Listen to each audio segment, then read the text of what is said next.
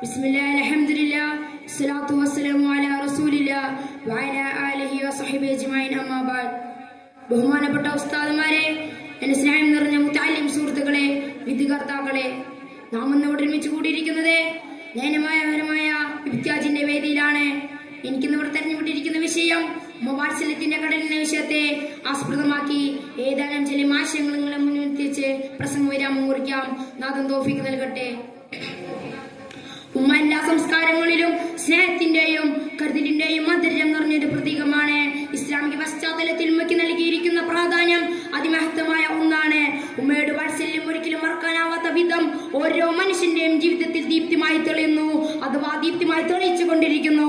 ഇവിടെ മനുഷ്യകുലത്തിന് ആത്മീയങ്ങളും ആദർശങ്ങളും കൈമാറുന്ന ഒരു സമഗ്ര ഉദാഹരണം കൂടിയാണിത്. ഉമ്മയുടെ വാത്സല്യം ഒരിക്കലും ഉമ്മയുടെ വാത്സല്യം ഇസ്ലാം മതത്തിൽ അത്ഭുതകരമായിട്ടാണ് കാണിക്കുന്നത്.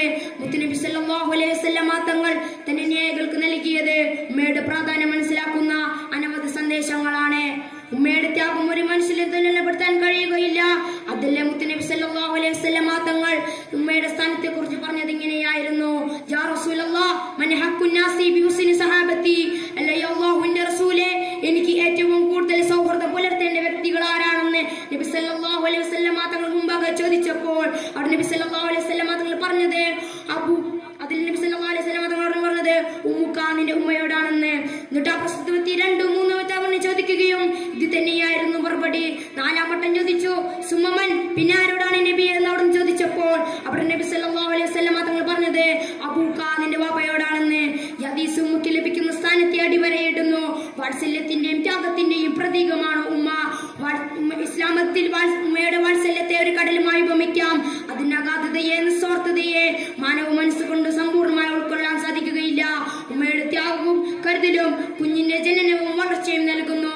കരുതലും സ്നേഹവും കാണിച്ച് തന്റെ ജീവിതം മുഴുവൻ തന്റെ കുഞ്ഞിനെ ഭദ്രമാക്കാനാണ് ഉമ്മ സമർപ്പിച്ചുകൊണ്ടിരിക്കുന്നത്. കുറവായ ഉറക്കവും കുറവായ ഭക്ഷണവും എന്നിവ തനിക്ക് പോലും ബുദ്ധിമുട്ടാണ് പറഞ്ഞിട്ട് പോലും തന്റെ കുഞ്ഞിന്റെ സുഖം ഉറപ്പാക്കൽ മാത്രമാണ് ഉമ്മയുടെ ലക്ഷ്യം.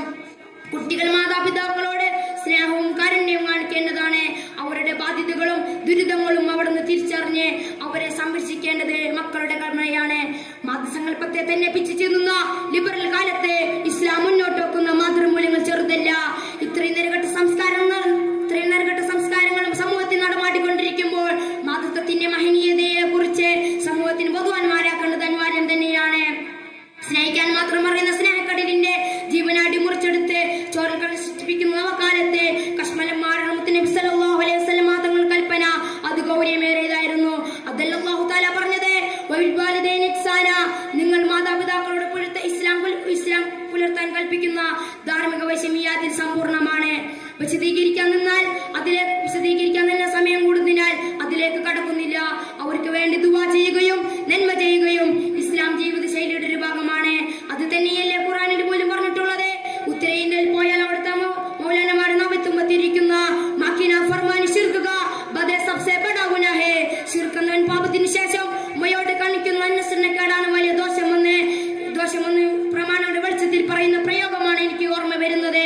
കോഴിക്കോട് ജില്ലയിൽ ഫണ്ട് കിട്ടാത്തതിന്റെ പേരിൽ മകൻ കുത്തിമലർത്തിയത് സ്വന്തം ഉമ്മയാണെന്ന് വാർത്ത കേരളത്തിലാണ് കേട്ടതെങ്കിൽ പോലും പ്രപഞ്ച അനുഗ്രഹങ്ങളിൽ ഉമ്മയുടെ വാത്സല്യവും ത്യാഗവും തിരിച്ചറിയാൻ ഇസ്ലാമിലെ പ്രാധാന്യമേറിയ ഒന്നാണ്. അൽ ജന്നത്തു തഹ്ത അഖ്ദാമിൽ ഉമ്മത്ത്, ഉമ്മയുടെ കാലിന്റെ അടിയിലാണ് സ്വർഗം. ഇങ്ങനെ തുടങ്ങിയ നിരവധി ഹദീസുകൾ നാം ചെറുപ്പം മുതൽ കേട്ടുവരുതെങ്കിൽ പോലും ഇസ്ലാമിനെ സ്ത്രീ വിരുദ്ധ മതമായി തറാട്ടിച്ചു കാണിക്കാൻ ഇസ്ലാമിലെ യുക്തിവാദികളും വിമർശകരും നാസ്തിക ലിബറൽ ചിന്തകൾ ഒഴിഞ്ഞാടുന്ന ഈ കാലത്തെ ഇത്തരം ഹദീസുകൾ വിലമതിക്കാനാവാത്ത പ്രാധാന്യമാണുള്ളത്. ദായികളാകുന്ന നാം ഇത്തരം ഹദീസുകൾ ഉയർത്തിപ്പൊക്കേണ്ടത് നാം ഏവരും ബാധ്യതയാണ്. അല്ലാഹു തആല ഉമ്മയുടെ വാത്സല്യവും പൊരുത്തം കിട്ടി നമുക്ക് ജീവിക്കാൻ അല്ലാഹു തആല നമുക്ക് തൗഫീഖ് നൽകട്ടെ. ആമീൻ. വആഖിറു ദഅ്വാനാ അൽഹംദുലില്ലാഹി റബ്ബിൽ ആലമീൻ. അസ്സലാമു അലൈക്കും വറഹ്മത്തുള്ളാഹി തആല വബറകാതുഹു.